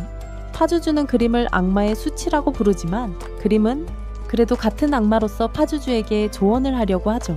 그림은 자기도 모르게 말을 멈추는데 온갖 모욕적인 말이 파주주가 갈기갈기 찢기는 모습을 보고 싶게 만들기 때문이죠. 파주주가 끔찍한 악마들을 보내 공격하지만 로이드는 새로운 변화 능력을 시험해 볼 생각에 신이 났어. 하지만 괴물이 엄청 많아서 그림은 로이드에게 만화를 꽤 많이 써야 할 거라고 말해. 로이드는 적정량을 알아내고 그림은 완전히 놀라는데 자신은 만화 출력을 조절하는데 항상 어려움을 겪었기 때문이야. 로이드는 부드럽고 따뜻한 것을 상상하고 파주주는 로이드가 너무나 쉽게 곰 늑대에 대한 자신의 통제력을 빼앗아 버리자 엄청나게 충격을 받지. 그림은 녀석들을 만의 영향을 받았다고 하죠. 로이드는 곰 늑대 중 하나가 타오를 뱉어내는 걸 보고 그녀가 괜찮은 걸 확인하고 기뻐해요. 파주주는 여전히 믿기지 않아요. 로이드가 순식간에 자신의 만화를 꽃밭으로 바꿔버렸거든요. 그는 로이드가 엄청나게 대단한 마법사일 거라고 추측하죠. 파주주는 다시 부하들을 통제하려 하지만 그림은 이미 늦었다고 지적해요. 곰 늑대들은 이미 괴물로서의 자존심을 기억했고 파주주가 자신들의 정신을 조종했다는 걸 알게 된 거죠. 녀석들이 무리지어 공격하는 모습을 보고 정신이 나갔어요.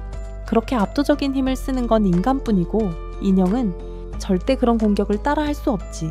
파주주는 자기가 얼마나 대단한 악마인지 보여주려고 덤벼든 곰늑대들을 혼내주는 거야.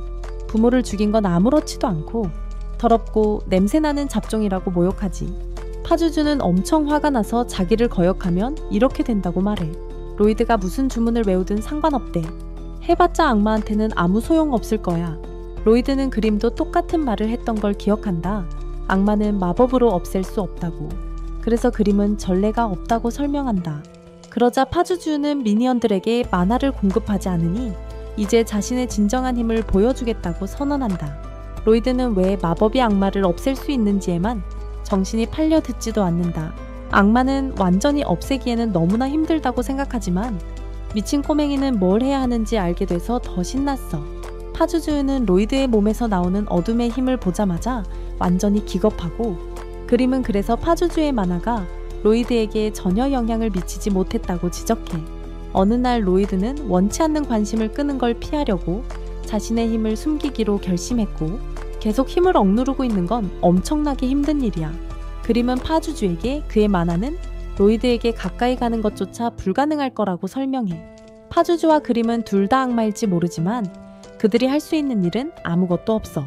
마력이 로이드의 힘에 비견될 정도라니. 로이드는 언제나처럼 제정신이 아니니 이제 그가 그동안 시험해보고 싶었던 모든 마법을 시험해볼 악마가 생겨서 신이 났지. 악마는 마법으로 제거할 수 없다고 하니 로이드는 그는 끔찍한 악몽에 갇힌 건가 궁금해하고 로이드가 그를 결계에 가두려 하자 완전히 충격을 받지. 파주주는 로이드에게 이게 싸움조차 되지 않는다는 걸 깨닫고 엄청 무서워져. 로이드는 그저 자기를 실험실주의 취급하며 가두려고 하니까. 파주주가 튀려고 하고 그림도 똑같이 했을 테니 비난하지 않아. 로이드는 자기 힘의 일부를 발휘하며 아주 즐거워하지만 파주주는 로이드가 쳐놓은 장벽을 피하며 필사적으로 도망치고 있어. 파주주는 간신히 살아남으며 로이드에게 제발 그만하라고 애원해. 그림은 경외심에 휩싸여 저 자가 주문을 몇 개나 동시에 시전할 수 있는지 궁금해해. 로이드는 혼자서는 10개 정도 할 수 있지만 그림과 팀을 이루면 훨씬 더 많은 주문을 발휘할 수 있다고 말해. 파주주는 더 많은 장벽을 피해야 하기에 삶이 훨씬 더 고달파져. 로이드를 보며 어떻게 저렇게 주문을 빨리 외우는지 궁금해하고 있죠. 파주주는 피하는 실력에 스스로 감탄하지만 그 기쁨은 오래가지 못합니다. 로이드가 공간 마법 차원 폐쇄를 시전하거든요. 로이드는 이제 꼼짝 못한다고 하자 파주주는 사이코 소설어에게 제발 살려달라고 애원합니다. 로이드는 꿈쩍도 안하고 파주주가 베어울프들에게 끔찍한 짓을 했다고 지적하죠. 부모를 죽인 것도 모자라 그들을 상대로 온갖 키메라 실험을 했지. 파주주는 자기가 풀려나야 한다면서 세계를 지배할 운명을 타고난 악마라고 주장했어. 그게 안 통하니까 로이드한테 아부하려고 자기가 권력을 잡으면 로이드의 지위를 올려주겠다고 했어. 그것도 안 통하니까 이제 로이드한테 제발 봐달라고 애원하더군. 로이드처럼 강력한 마법에 맞은 적은 없어서 진짜로 죽을까봐 두려워하는 것 같았어. 로이드는 이 녀석 말을 아주 오래전에 듣지 않았어. 왜냐하면 지금 횡설수설하며 미친 주문을 외고 있거든. 파주주는 살려달라고 계속 애원하지만 너무 늦었어. 마법이 이미 발동됐으니까. 로이드는 지금 1분에 약 200함 40개의 주문을 활성화하고 있다고 생각해.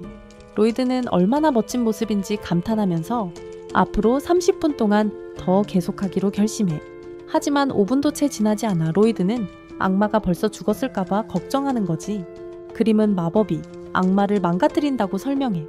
시끄러운 소리랑 불빛이 인간을 망가뜨리는 것처럼 말이야. 근데 로이드가 파주주한테 마법을 너무 심하게 써서 걔가 완전히 망가진 거야. 파주주는 이제 무너져 가면서 지난 세월 동안 괴물들을 키운 걸 후회하고 있어. 자기가 세상의 지배자가 될 줄 알았는데 어떤 꼬맹이가 자기한테 실험이나 하려고 하다가 망쳐버린 거지. 로이드는 전혀 신경 안 쓰니 파주주의 상처에 완전히 소금을 뿌리는 격이지. 그러다 갑자기 로이드는 모두가 이미 깨어있는 걸 보고 충격을 받아.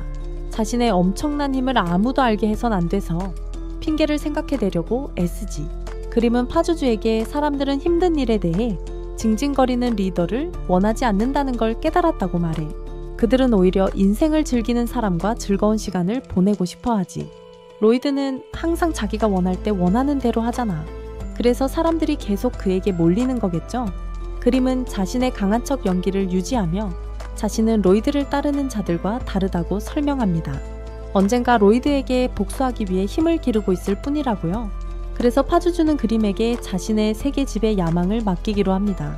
그림은 동의하고 파주주의 만화가 자신을 조금 회복시키는 것을 보고 기뻐합니다. 로이드는 변명을 만들어내 모두에게 알베르토라는 녀석이 나타나 악마를 물리치고 그들의 엉망진창인 꼴을 구해줬다고 말합니다. 타오는 이 말을 듣고 알베르토가 대체 어디에 있는지 궁금해합니다. 네, 팔힘이자. 얼마 후 온 동네 사람들이 파티를 열어 승리한 엘버트 왕자의 귀환을 축하합니다. 그들은 로이드가 귀여운 아이라 생각하지만 위대한 엘버트와는 비교가 안 된다고 여깁니다. 그리고 이건 실파를 더욱 화나게 합니다. 궁궐 안에서 왕은 엘버트에게 기뻐하며 그들을 도운 두 모험가가 어디 있는지 궁금해야 합니다. 엘버트는 알베르토는 아예 보이지도 않았다고 설명합니다. 자, 타오의 상황을 다시 보죠. 로이드의 판초를 입고 있다는 걸 알고 수상하게 여겼죠. 로이드는 알베르토가 근처에 있다고 속여서 그녀를 떠나게 만들었습니다. 국왕은 알베르토라는 인물에 엄청난 관심을 보였죠. 하지만 알베르토는 로이드가 사냥에서 가장 큰 공을 세웠다고 말하며 모두를 놀라게 합니다. 로이드의 엄청난 마법 무기 덕분에 살아남았기 때문에 알베르토는 로이드가 왕위 계승에 참여해야 한다고 생각합니다. 방 안에 있는 모든 사람들이 믿을 수 없지만 알베르토는 로이드야말로 왕위에 딱 맞는 인물이라고 생각한대. 국왕께선 로이드가 경쟁에 뛰어들면 엘버트의 또 다른 경쟁자가 생길 뿐이라고 하시고, 하지만 엘버트는 왕위는 당연히 자신이라도 가장 합당한 사람이 받아야 한다고 생각하거든. 단지 어리다는 이유로 로이드를 제외하는 결정에 의문을 제기하지. 하지만 엘버트는 자신이 빛을 잃을 생각은 없다고 분명히 밝히지. 국왕께선 이런 전개에 엄청 흥분하셨지. 로이드에게 경쟁에 참여할 건지 묻고 있어. 로이드가 왕좌를 향한 여정에 형제들과 함께 할 건지 알고 싶어 하는 거지. 모두가 이 엄청난 순간에 감탄하지만 로이드는 침착하게 거절해. 밖에서는 꼬맹이가 어린애처럼 뛰어다니면서 곰 늑대 한 마리가 자기들을 따라왔다고 설명해. 로이드는 엄청 귀엽고 푹신하다고 생각하고 그 때문에 그림은 똑같은 반응을 못 받아서 질투하는 거야. 그림은 털을 부풀리고 아무렇지 않게 대화에 끼어들어. 실파가 곰 늑대가 로이드를 얼마나 파헤쳤는지 보러 왔어요. 로이드는 그림을 털 속에 숨겼어요. 심지어 이름까지 지어줬어요. 시로라고요. 그리고 시로에게 많은 것을 가르치고 싶어 해요. 실파는 복잡한 명령을 다루는 것은 보통 몬스터 조련사들의 영역이라고 설명해요. 그래서 로이드는 마치 그들이 하는 것처럼 자신의 만화를 사용하여 몬스터를 조종하는 것을 생각하기 시작해요. 그림은 로이드가 왕좌 제안을 아무렇지도 않게 거절한 것에 깜짝 놀랐어요. 정말 대단하다고 생각했어요. 로이드가 왕좌 제안을 별것 아닌 것처럼 거절했으니까요. 로이드는 늘 마법에 미쳐 살았지. 완전 마법광이야. 임금님은 옆에서 엿듣고 로이드가 너무 겸손해서 거절한 거라고 생각하셔. 하지만 알버트는 그걸 믿지 않아. 로이드에겐 왕은 너무 작은 역할이라고 생각하는 거지. 임금님도 동의하시고 로이드의 미래가 어떨지 몹시 궁금해하셔. 나중에 알고 보니 로이드가 늑대에게 기본적인 명령을 가르치고 있었어. 시로는 금방 배우는데 좀 더 복잡한 명령은 약간 어려워하네. 로이드는 명령 주문을 써넣으려고 해. 만화라고 하는데 불쌍한 짐승만 더 혼란스럽게 할 뿐이야. 그래서 괴물 전문가에게 도움을 청하기로 하고 정원탑에 있는 엘리즈 공주에게 향하지. 그곳의 모든 괴물들을 보고 그림은 정신이 나가고 로이드는 엘리즈가 살룬 왕국의 6번째 공주인 자신의 여동생이라고 설명해. 완전 동물을 사랑하는 사람인데 고양이나 개만 말하는 게 아니야. 모든 동물을 좋아해. 심지어 괴물까지도. 바로 그때 엘리즈가 나타나 로이드에게 애정을 쏟기 시작해. 하지만 감당하기엔 너무 과했고 그는 완전히 기절해버렸어. 시녀 에리스는 너무 과하다며 그녀를 꾸짖지만 알리즈는 어쩔 줄 몰라 해. 로이드는 알리즈가 시로가 늑대인간이란 걸 알아채자 감탄해. 하지만 그녀가 좀 제정신이 아닌 것 같아서 실파는 그녀가 정말로 그들을 도울 수 있을지 의심하기 시작해. 로이드는 그녀에게 기회를 주고 싶어 그녀가 소환하는 몬스터를 보자고 제안해. 그리고 맙소사, 그녀가 이미 불렀다는 말에 그는 충격을 받아 하위 클래스 펜리르인 루루라는 몬스터를 말이야. 그건 더 높은 레벨의 늑대 인간이라 그림은 또 한 번 정신이 나가버려. 로이드는 이 괴물이 자기 감지망을 빠져나간 걸 믿을 수 없어. 하지만 더 놀라운 건 앨리스가 언제 명령을 내려냈는지 전혀 모른다는 거지. 펜리르는 그들 뒤로 몰래 다가가 실파의 머리띠까지 훔쳐갔어. 앨리스는 아무런 기색도 없이 복잡한 명령을 내렸던 게 분명해. 로이드는 완전히 흥분해서 앨리스에게 간청하다시피 해 시로와 소통하는 방법을 가르쳐 달라고 말이야. 앨리스는 자신있게 그게 쉽지 않을 거라고 설명하지만 로이드는 단순하지 않은 걸 더 좋아해. 알리즈는 그를 가르쳐 주기로 하지만 모두를 놀라게 하는 말을 하죠. 동물과 대화하는 비결은 사랑이라고 말이죠. 사랑이 어떤 괴물이든 이해하는 데 도움이 될 거라고 주장하며 그걸 증명이라도 하듯 타반의 동물들이 그녀를 껴안기 시작합니다. 앨리스는 알리즈가 타고난 재능이 있을 뿐이라서 배울 가치가 없다고 생각하지만 알리즈는 누구든 배울 수 있다고 주장합니다. 알리즈는 다시 한번 시범을 보이지만 이번에는 동물들이 과하게 몰려들어 모두를 압도합니다.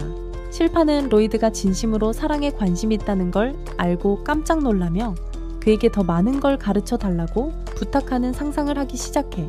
하지만 현실에서 로이드는 자기가 실에게 명령을 내리려고 했다는 걸 깨달아. 반면 여동생은 동물들에게 아무런 명령도 내리지 않지. 대신 자신의 의지를 공유하고 있어. 그녀가 동물들과 이야기할 때 로이드는 만화가 손에서 나오는 게 아니라 머리에서 곧장 그들에게 흐르는 걸 알아채. 이건 그녀가 무의식적으로 동물들과 연결될 수 있다는 뜻이야. 만화를 통해 자신이 원하는 걸 정확히 보여주지. 로이드는 명령 같은 건 집어치우고 대신 자신의 의지를 정신 이미지로 공유하려 해. 놀랍게도 시로가 로이드가 가르치려던 기술을 실제로 해내자 다들 깜짝 놀라지. 로이드는 시로와 함께 기뻐하고 에어리스는 엄청난 재능이라고 말해. 그가 사용한 기술은 몬스터 조련사들이 의지를 공유하는 방식과 똑같아. 실파도 감탄했지만 약간 시무룩해해. 자기가 예상했던 대로 지금 흘러가지 않아서 그래. 앨리스도 공유하면서 복잡한 건 싫었겠지. 사랑이 아니면 안 되니까. 근데 로이드는 그 기술에서 사랑이 중요한 역할을 한다고 설명해. 자세히 설명하면 설명할수록 다들 로이드한테 홀딱 빠져버리는 거지. 로이드는 마물과 소통하는 법을 드디어 알아내서 신났는데 실파는 이제 검술 훈련에 그만큼 노력을 쏟을 때라고 했어. 다행히 로이드에게 알베르트가 나타나서 아이와 할 말이 있다고 하네. 누가 로이드를 데려갈지 말다툼을 하고 알베르트는 로이드의 형인 넷째 왕자 다이앤을 소개하고 싶다고 설명해. 다이아에는 로이드가 알베르트의 검의 마법을 걸었다는 소식을 들었지만 그 사실을 믿기 어렵다고 말해서 그를 놀라게 했어. 그래서 로이드가 저 폭풍인지 알아보고 싶어 하는 거지. 알베르트는 다이앤이 바트람에서 대장장이를 공부했다는 과거 이야기를 해줘. 그래서 마법 부여에 관심을 갖게 된 거야. 하지만 다이앤은 잡담은 끝났고 로이드의 마법 부여 실력을 시험할 준비가 다 됐다고 하죠. 로이드가 시작하자 다이앤은 로이드가 성공할 거라는 의심이 컸죠. 마법 부여는 이미 고급 기술인데 로이드가 엘버트 같은 마법에 걸린 검에 마법 부여를 하려는 건 정말 미친 짓이죠. 바르트람에서는 절대 할 수 없는 수준이죠. 다이아에는 로이드가 거짓말한 것에 대한 대가를 치르게 해줘야 한다고 예상했지만 로이드가 끝마치자 완전히 기절하죠. 엘버트도 다이앤 탓은 안 해. 초보가 봐도 뻔하거든. 로이드의 기술은 정말 독보적이니까. 다이아에는 로이드가 대체 무슨 마법 조각을 생각해낸 건지 말문이 막혔지. 강화된 힘, 강화된 탄력, 자가 세척, 심지어 자가 복구까지 되잖아. 다이아에는 회의감 대신 흥분을 감추지 못해. 로이드가 자신의 가장 큰 꿈, 궁극의 마법검을 만드는 걸 도와줄 수 있을지도 모른다는 걸 깨달았거든.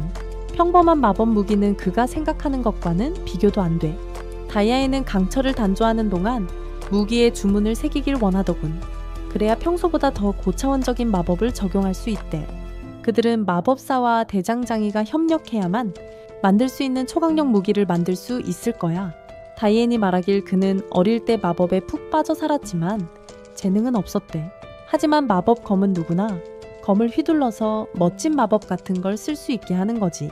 그의 목표는 나라 전체를 마법검을 휘둘러 누구나 마법을 쓸 수 있는 곳으로 만드는 거야. 로이드는 그런 건 별로 관심 없고 제작 과정에 엄청 관심이 많아.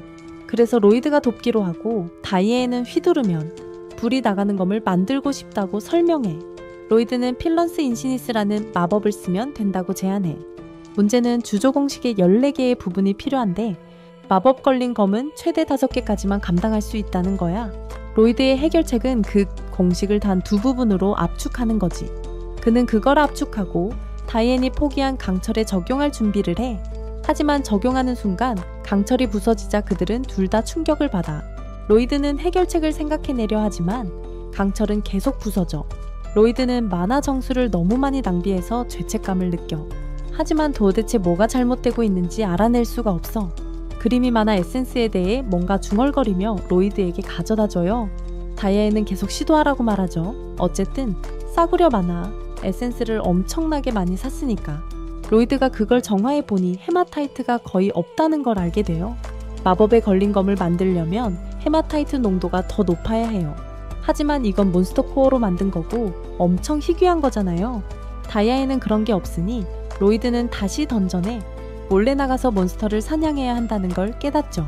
바로 그때 실파가 던전에 가자는 아이디어를 직접 냈어요. 로이드는 왕자 신분이라 안 된다고 지적했지만요. 실파는 왕이 생각을 바꿨다고 설명하죠. 괴물 사냥 사건 이후로요. 이제 로이드가 시야를 넓혀 더 큰 그림을 봐야 한다고 생각하시는 거죠. 그래서 그들은 모험가 길드로 향해 여정을 시작합니다. 로이드는 모험가로 등록해야 하고 접수원 카타리나는 그에게 서류 작성을 시키죠.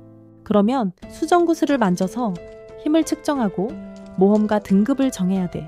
로이드는 전생에 마법학교를 지배할 때 수정구슬을 많이 써봐서 낯설진 않겠지. 근데 이건 완전히 다른 문제야. 본 실력을 다 드러냈다간 수정구슬이 폭발해서 너무 많은 관심을 받게 될 거라고 확신하거든. 그래서 평소보다 훨씬 더 마력을 억누르는 데 집중하는 거지. 계속 파고들어 벼룩만한 크기로 줄여놓잖아. 결국 수정구슬을 만지자 전체 등급이 2가 나와서 비웃음을 사지. 카타리나는 웃지 않아. 로이드의 마력 등급이 A라는 걸 보고 완전히 충격받았어. 숙련된 마법사와 동급이라 로이드는 실망하지. 자신의 마력을 1%까지 압축했다고 생각했거든. 카타리나는 로이드가 가장 유망하다고 선언해. 빌어먹을 실버 블레이더 이후로 처음 보는 신참 모험가라면서. 하지만 다른 모험가들은 안 입고워하는 눈치야. 둘을 비교하는 소리만 들어도 다들 엄청 열받아 하거든. 전설적인 실버 블레이더는 악마처럼 수많은 던전을 박살내고 어디론가 홀연히 자취를 감췄잖아. 그들은 그녀 같은 전설은 듣보자 배급 녀석과는 입에 담아서도 안 된다고 생각하는 거지. 실파는 던전 퀘스트를 원한다고 하는데 그건 최소한 B급 모험가 한 명은 관련돼 있을 것 같아요. 실파가 재등록하려고 하는데 이 남자가 자기가 데리고 다니겠다고 생각하네요. 실파한테 혼쭐이 난 다음에 카타리나가 엉뚱한 사람한테 수작 걸었다고 말하죠. 실파가 사실 전설적인 은빛 검사라고요. 카타리나는 재등록하면 계급이 2단계나 내려가서 C급이 된다고 설명하죠. 그건 안 될 일이라고요. 바로 그때 타오가 나타나서 도움을 주겠다고 하네요. 실파는 쳐다보지도 않고 그냥 집에 간다고 말하죠. 하지만 타오는 기어코 돕겠다며 알베르토를 찾아 수많은 던전을 돌아다녔다고 실토하죠. 그녀는 모든 던전을 방문했고 랭킹에 들 만큼 강해졌어요. 이제 그녀는 알베르토와 데이트하는 조건으로 도움을 주겠다고 제안합니다. 카타리나는 던전 퀘스트를 제안하고 실파는 로이드의 망토를 되찾습니다.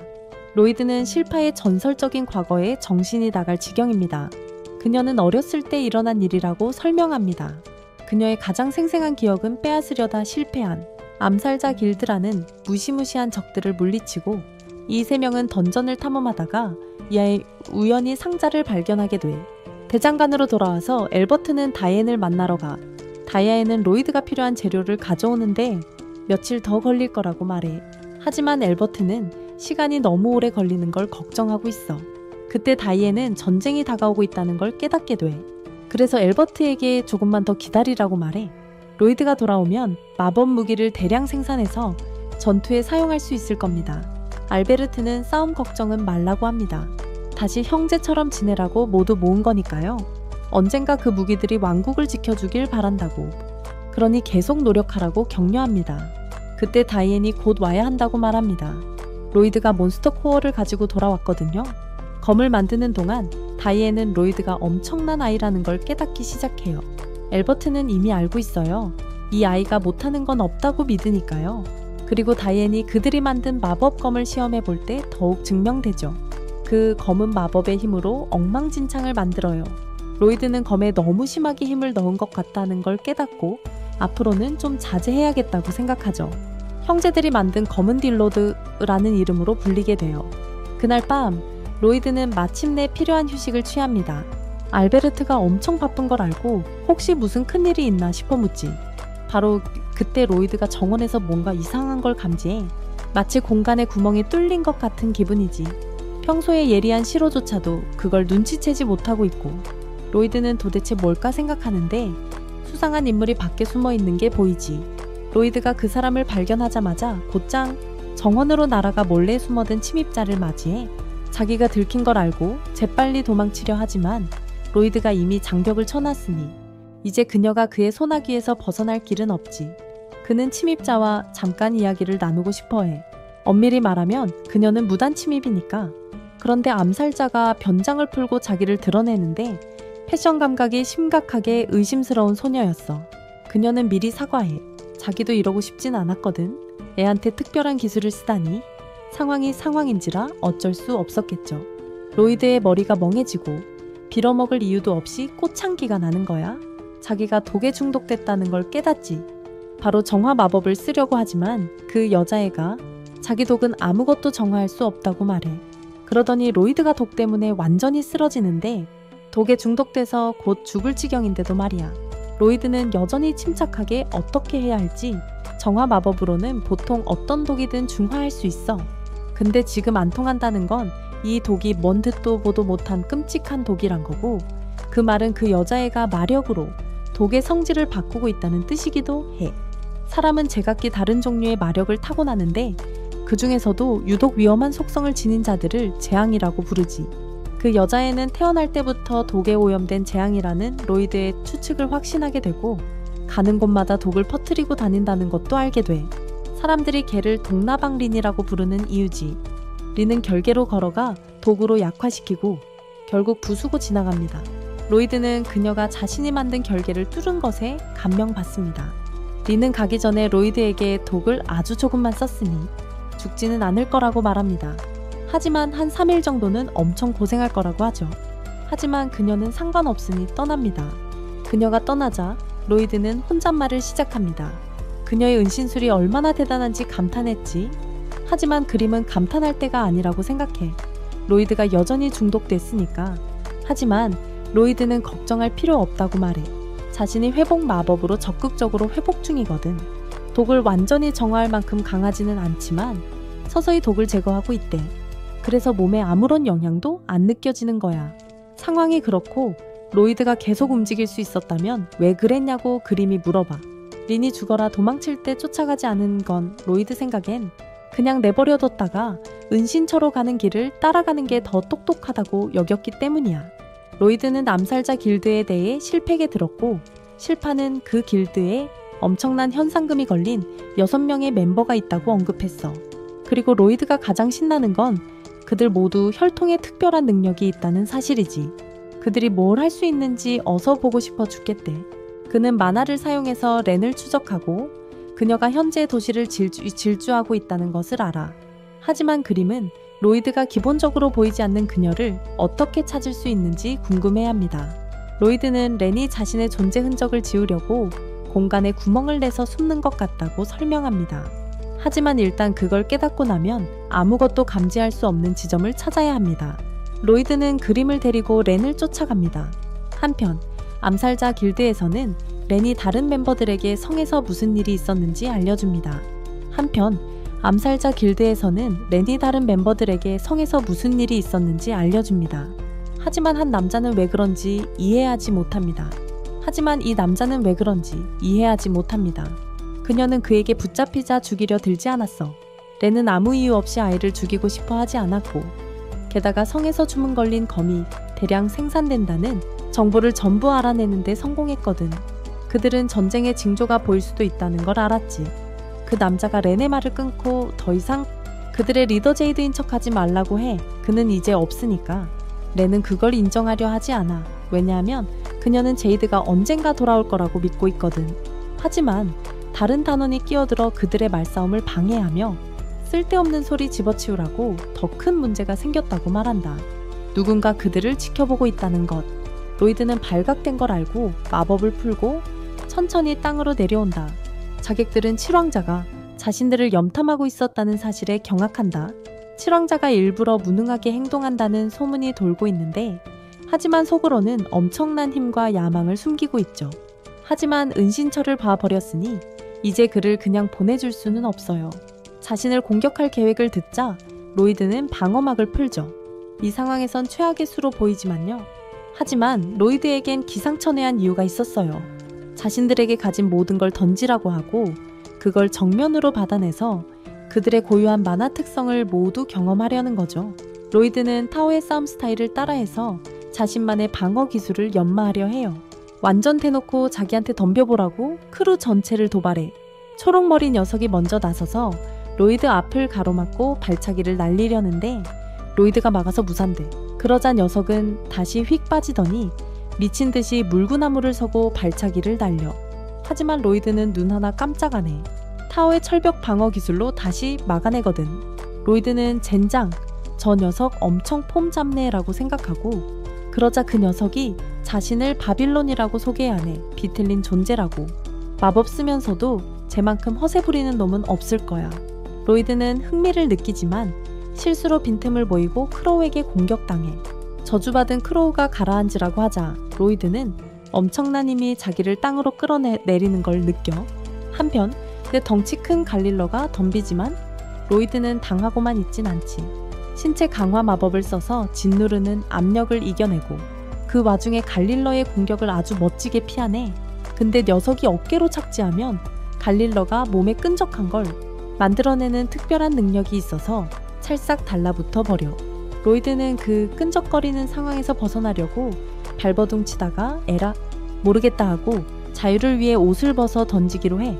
효과는 있었지만 이제 바지가 없어진 채로 흥미진진하게 상황이 흘러가지. 아직 공중에 있는 동안 그는 크로우의 저주받은 말부터 갈릴러의 끈적한 거미줄까지 그동안 배운 모든 황당한 교훈들을 떠올리고 있어. 하지만 아직 못 본 사람이 한 명 더 있고 드디어 여자가 나타나 강화된 천으로 로이드를 때려 눕힙니다. 여자는 로이드가 귀엽다고 생각해요. 특히 반쯤 벗은 모습으로. 그래서 두려움과 수치심을 가르쳐주고 싶어 하죠.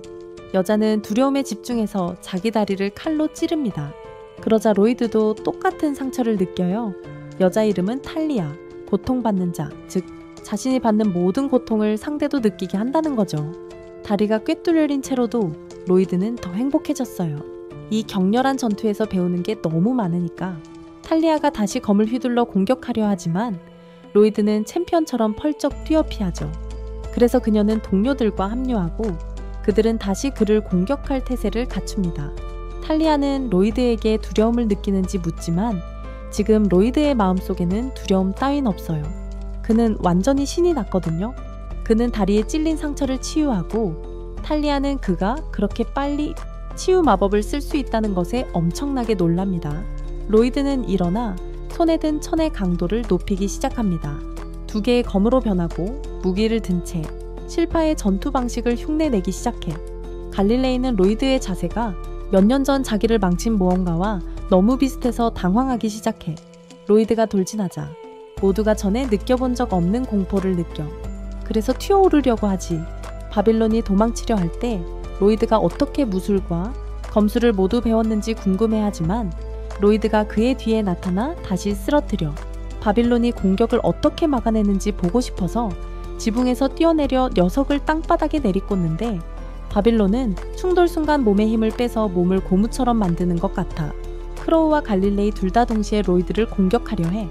크로우가 날아가 버리라고 말하지만 로이드는 피하고 그 말은 결국 갈릴레이에게 적중해서 갈릴레이가 뒤로 날아가 탈리아에게 부딪히고 나머지 둘은 현재 싸울 수 없는 상태야.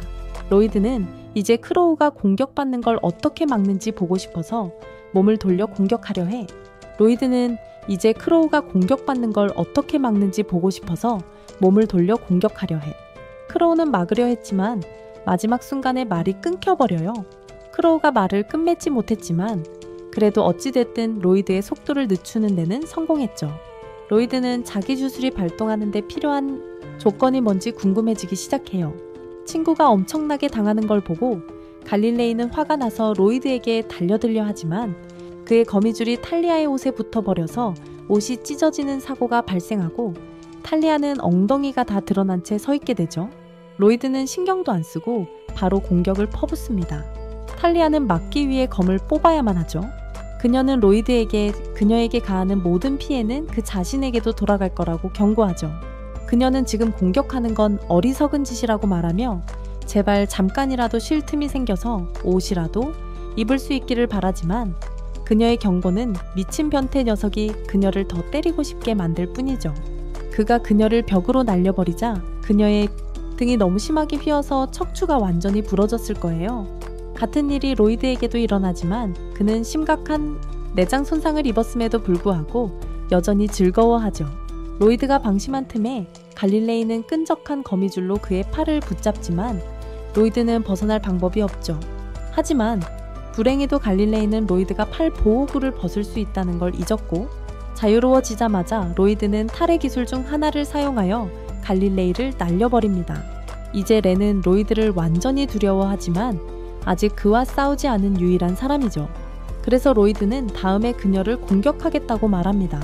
하지만 공격하기 전에 갈릴레이가 그녀를 보호하기 위해 나서서 렌은 독을 제대로 다루지 못해서 싸우지 않을 거라고 말합니다.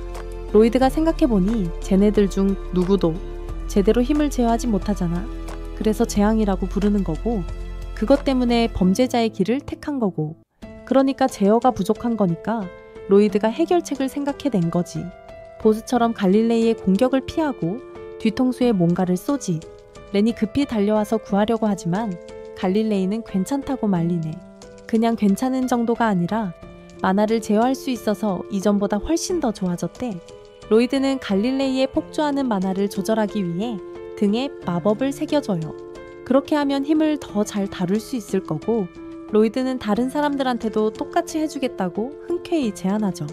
역병이 치료됐으니 더 이상 로이드에게 적대적이지 않아요. 로이드가 평범한 삶을 살 기회를 준 거죠. 갈릴레이는 로이드에게 자신들의 과거 이야기를 하는 게 중요하다고 생각해요. 하지만 로이드는 긴 이야기는 별로 좋아하지 않아서 정중하게 거절하죠. 하지만 갈릴레이는 계속해서 이야기해요. 로이드가 갈릴레이의 장황한 이야기에 지루해할 때쯤 암살자 길드 리더 얘기가 나오지. 순간이동 능력을 가진 제이드 말이야. 제이드가 암살자 길드를 만든 이유는 이름을 날려서 언젠가 사회에 인정받고 싶어서였대. 근데 제이드가 실수로 어딘가로 순간이동해버렸고 그 뒤로 아무도 그를 보지 못했대. 마침 그 얘기가 나올 때쯤 제이드와 비슷한 순간 이동고리가 방에 나타나더니 검은 봉투가 순간이동돼 들어왔어. 나중에 실파는 마침내 로이드의 냄새를 추적해 그들의 은신처로 들이닥쳐 미친 여자처럼 그를 찾고 다닙니다. 하지만 냄새 때문에 분명히 그가 거기에 있었다고 확신하지만 벽에 붙어있는 빌어먹을 편지 한 장밖에 찾지 못하죠.